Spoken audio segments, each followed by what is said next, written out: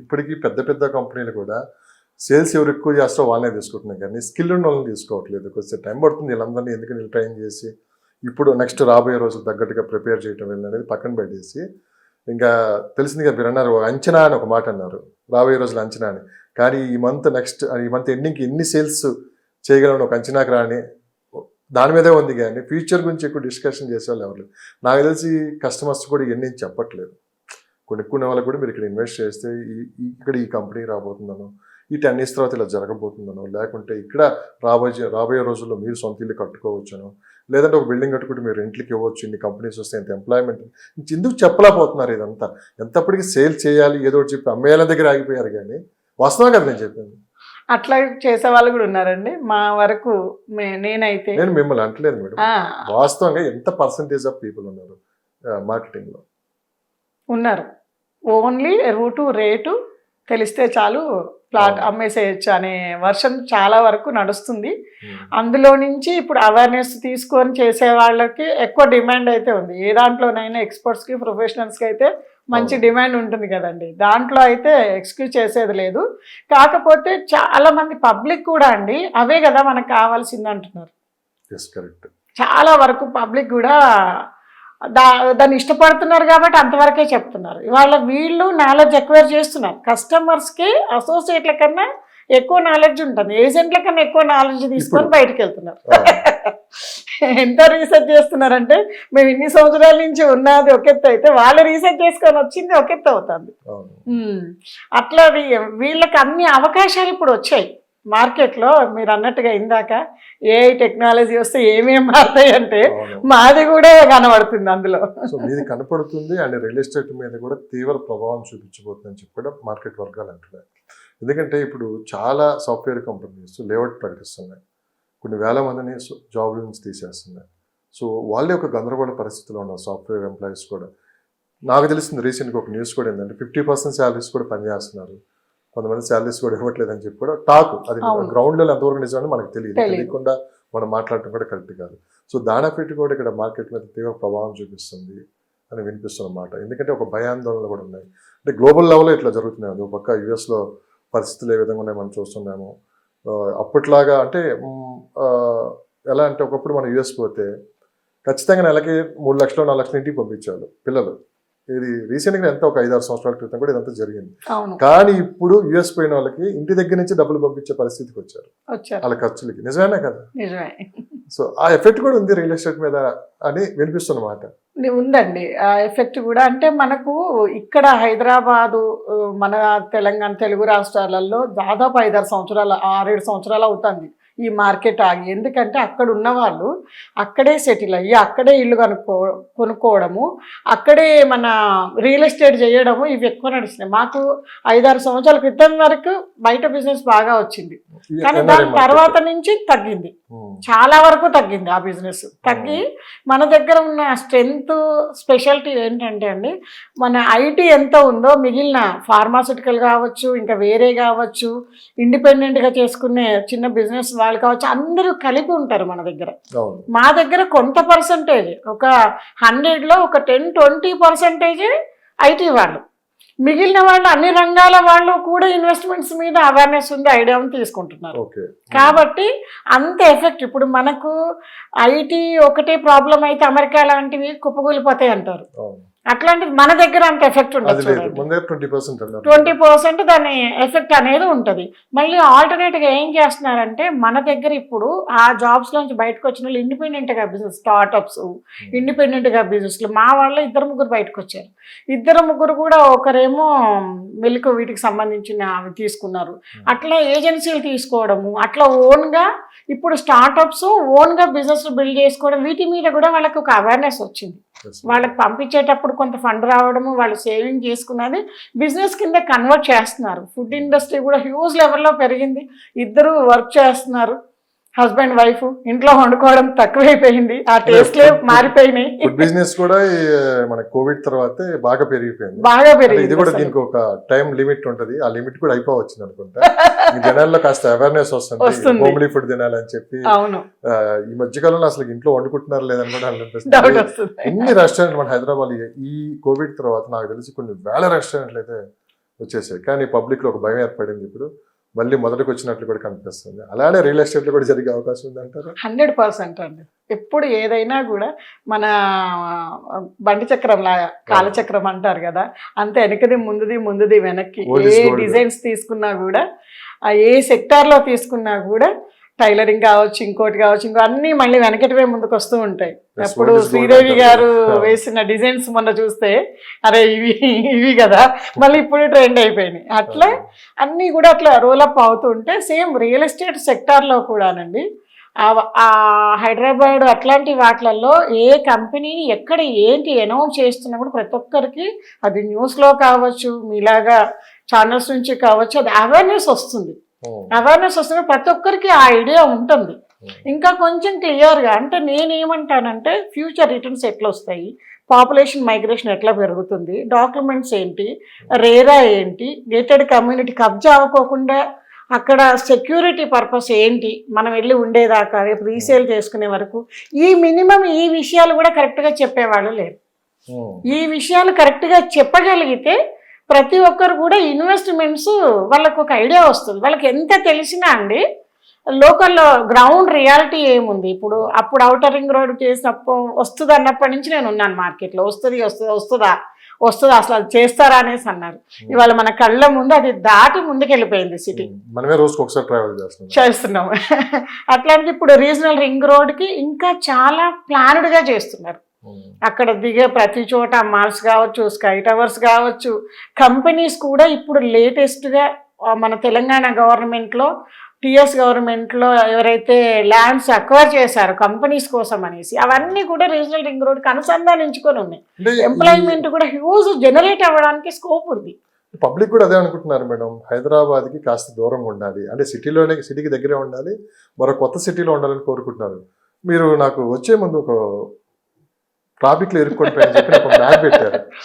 సరే నిజంగానే ఈరోజు ఏ వారం? అసలు ట్రాఫిక్ సంబంధమే లేదు వారం. అంతే కదా, మండే.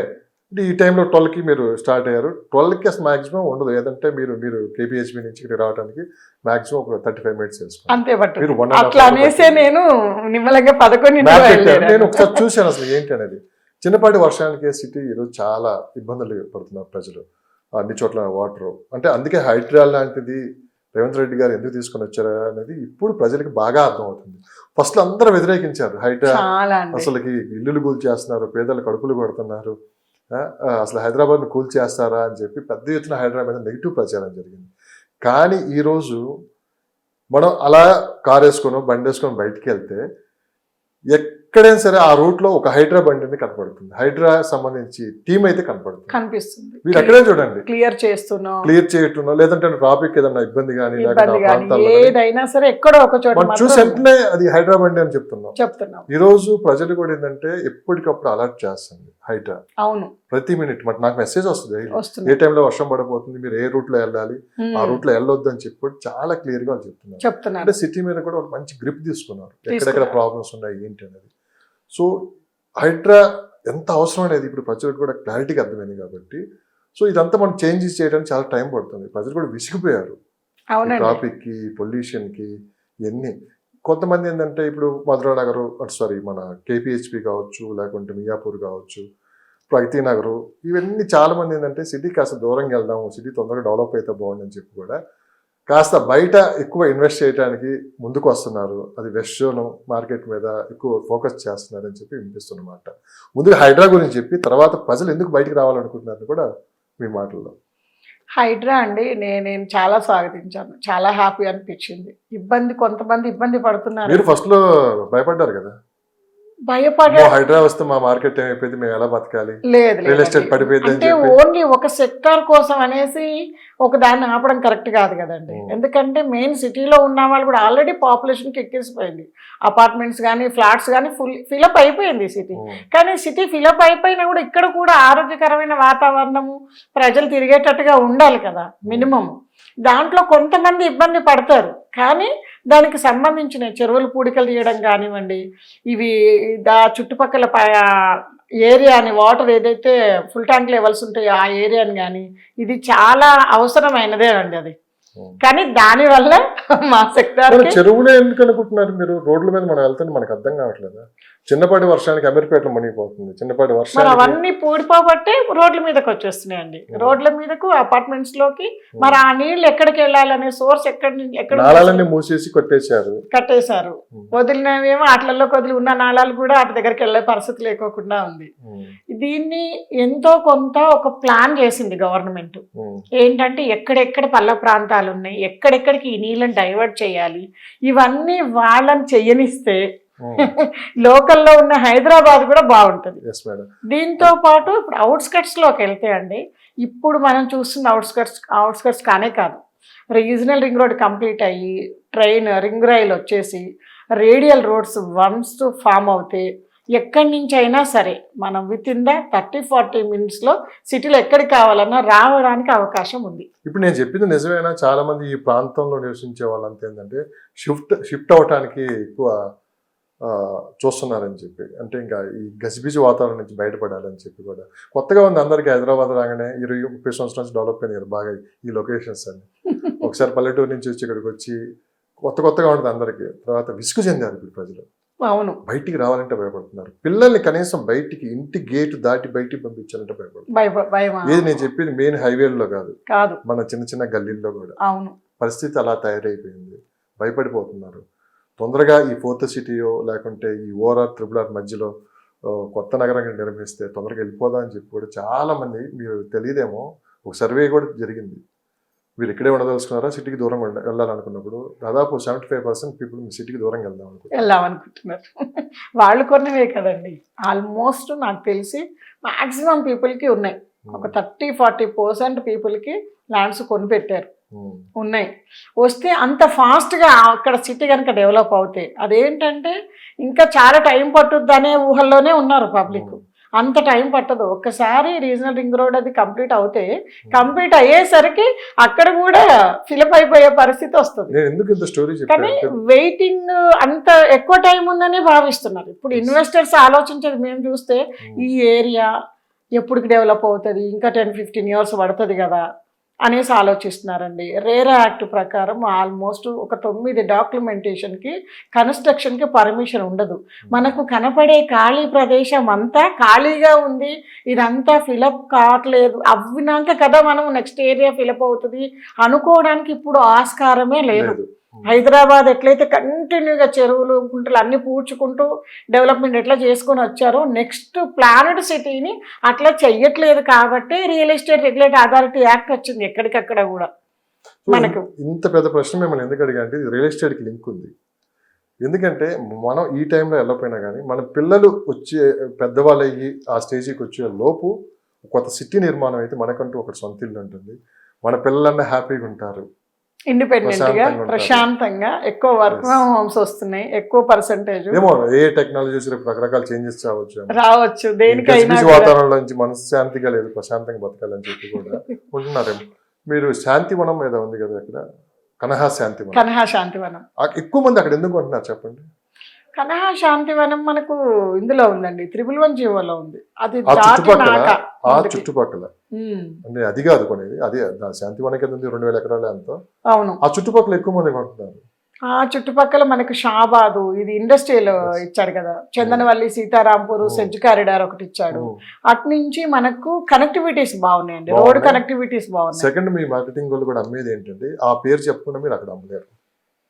కనహా శాంతివనం పేరు చెప్పకుండా 100% నిజమే కదా. అక్కడ ఓపెన్ గా మాట్లాడుకుంటూ వెళ్ళానంటుంది, అక్కడ ఉండే ప్రశాంతత కావచ్చు, మీకు ఈజీగా ఉంటుంది, ఉంటుంది, స్టే చేయడానికి ఆప్షన్స్ ఉన్నాయి. ఇప్పుడు ఏఐ టెక్నాలజీ అంతా ఫిజికల్ వర్క్ కాదు కదండి, అంత మైండ్ తోటి కూరుకున్న వర్క్. ప్రతి నిమిషము అలర్ట్గా ఉండాలి, ప్రతి వాళ్ళు ఎప్పుడు ఆలోచన చేస్తూనే ఉండాలి.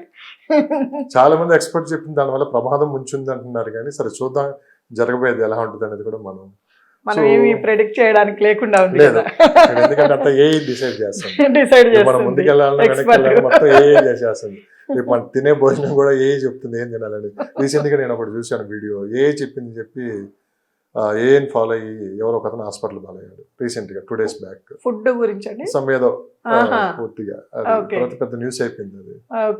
సో ఇలాంటి టైంలో మేడం అంటే ఇప్పుడు పరిస్థితి అంత బాగాలేదు, బ్యాంకర్స్ కూడా ముందుకు రావట్లేదు లోన్స్ ఇవ్వడానికి, ఓ పక్క జాబులు పోతూ ఉన్నాయి. ఇలాంటి బ్యాంకర్స్ టైంలో ముందుకు వస్తున్నారు.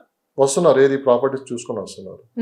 మన ప్రాపర్టీస్ జాబులు చూసుకొని అంతకుముందు మన perfect జాబ్ మన ఉంటాయి. శాలరీని బట్టి మన సేల్స్ స్కోర్ని బట్టి లోన్స్ ఇచ్చేవారు. అవును. చాలా మంది ఏంటంటే ఇప్పుడు మార్కెట్ ఫ్యూచర్ బాగుంటది, ఇప్పుడు కొనుక్కోపోతే ఇంకా కొనలేము అని చెప్పి ఒక ఆలోచనలో ఉన్నారు. కొంతమంది అప్పులు తెచ్చి ఇన్వెస్ట్ చేస్తున్నారు. ఇది ఎంతవరకు కరెక్ట్ ఉంటారు?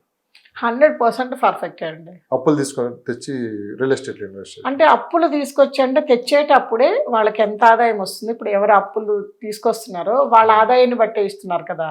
బ్యాంక్ వాళ్ళైనా వాళ్ళకి మినిమం ఖర్చు ఎంత ఉంటుంది అది తీసేసి పైన ఎంత వస్తుంది అందులో నుంచి పర్సంటేజ్ చూసుకుని ఇస్తున్నారు.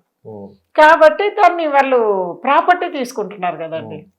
కొంతమంది మరి మిడిల్ క్లాస్ పీపుల్ కూడా సాహసం చేస్తున్నారు, అప్పులు తెచ్చి కొనటం, కొన్ని ఇబ్బందులు కూడా గురవుతున్నాయి అంటున్నారు. అంటే మీకు 10 సంవత్సరాల ఎక్స్పీరియన్స్ ఉంది కాబట్టి ఎంతవరకు సేఫ్ అనేది అది మనకి ఇక్కడ ప్రాపర్టీస్ పరంగా అండి కొంచెం ఎంక్వైరీ చేసుకుని కరెక్ట్ కంపెనీస్ చూసుకొని తీసుకుంటే మాత్రం 100% ప్రాపర్టీనే. ఇప్పుడు ఫంక్షన్కో దేనికో ఇన్వెస్ట్ చేస్తేనేమో అది రిటర్న్ రాదు, కానీ ఈ ప్రాపర్టీ ప్రతిరోజు ఇంక్రీజ్ అవుతూ ఉంటుంది.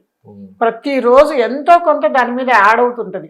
ఇతని శాలరీ ఎంత వస్తుందో ఆల్మోస్ట్ ఆ శాలరీ అంత ఎక్కడ ఏ ప్లాట్ తీసుకున్నా అండి అట్లీస్ట్ 30,000 నుంచి 50,000 to 1 lakh వాళ్ళకి monthly on 1 lakh for square yard వచ్చేంత వరకు యాడ్ అవ్వడానికి స్కోప్ ఉంది కదా. ఎప్పుడు అమ్మినా ఈ రేటు కలిసి వస్తుంది. కాకపోతే ఏంటంటే పాకెట్ పర్పస్ అంటాం మేము. అంటే అతను బడ్జెట్ ఎంత ఉంది, పర్పస్ ఏంటి, ఎప్పటికి దాన్ని సేల్ చేయాలనుకుంటారు. రీసేల్ టైం వచ్చేంత వరకు వెయిట్ చేయగలిగితేనే మంచి రిటర్న్స్ వస్తాయి. మధ్యలో తీసేయాలనుకుంటే మాత్రం ఇబ్బంది పడతారు. ఇదొకటి. ఎమర్జెన్సీ ఫండ్ అనేది మన గోల్డ్ రూపంలోనో ఎఫ్డీల రూపంలోనో మనకు రెగ్యులర్ ఇన్కమ్ రూపంలోనో పెట్టుకోవాలి తప్ప ఎమర్జెన్సీ ఫండ్ని తీసుకెళ్ళి మాత్రం ప్లాట్ల మీద ఇన్వెస్ట్ చేయొద్దు. మేడం, రియల్ ఎస్టేట్లో ఎంత మంచి ఉందో అంత చెడు ఉంది, అన్ని చోట్ల ఉన్నట్లే ఉంది. ఈ మధ్య ఒక సర్వే నాకు తెలిసిన వాళ్ళు చెప్పిన ఏంటంటే రిటైర్మెంట్ పీపుల్ ఎక్కువ మంది రియల్ ఎస్టేట్లో మోసపోతున్నారు. వచ్చిన పెన్షన్ డబ్బులు కావచ్చు, దాచుకున్న డబ్బులు అని తెచ్చి తెలిసి తెలియక ఎవరినో నమ్మి ఇన్వెస్ట్ చేసి ఇది ఎక్కువ శాతం మార్కెట్లో నడుస్తుంది అంటే మీరేమంటారు? నాకున్న రిపోర్టు. అవునండి, నాకు కూడా అది అందింది. ఏంటంటే కొన్ని కమ్యూనిటీస్ అండి, కొన్ని కమ్యూనిటీస్లో కమ్యూనిటీస్ పేరు చెప్పి అందులో ఉన్న పెద్దవాళ్ళు వాళ్ళకి ఎక్స్పీరియన్స్ లేక అయిందా ప్రాబ్లము. ఎందుకంటే ఒక దగ్గర ఒక ఫండ్ రేజ్ అయితే అది 5-6 చోట్ల డివైడ్ చేసి దాన్ని కరెక్ట్గా రోలప్ చేస్తేనే ఆ సంస్థ ఎప్పుడు ముందుకెళ్తుంది. దాన్ని కరెక్ట్గా కుదరక ప్రాబ్లం అయిందా, మరి వాళ్ళు కావాలని వాళ్ళు సంపాదించుకోవడానికి వీళ్ళందరినీ అందులో ఇరికించారా తెలియదు. మొత్తానికైతే ఒక పర్టికులర్గా అంటే అందరూ అన్ని చోట్ల ఇన్వెస్ట్ చేయాలి. మా కమ్యూనిటీ అనేసరికి ముందుకు వచ్చి అందరూ మీకు పెన్షన్కి ఇంత వస్తుంది, ఇట్లా పెరుగుతుంది, ఇట్లా ఉంటుంది, ఎప్పుడైనా లిక్విడిటీ అమ్ముకోవచ్చు, ఇవన్నీ వాళ్ళు మాట్లాడిన వాటికి ఇన్వెస్ట్ చేసి చాలా ఇబ్బందులు అయితే పడ్డారంట.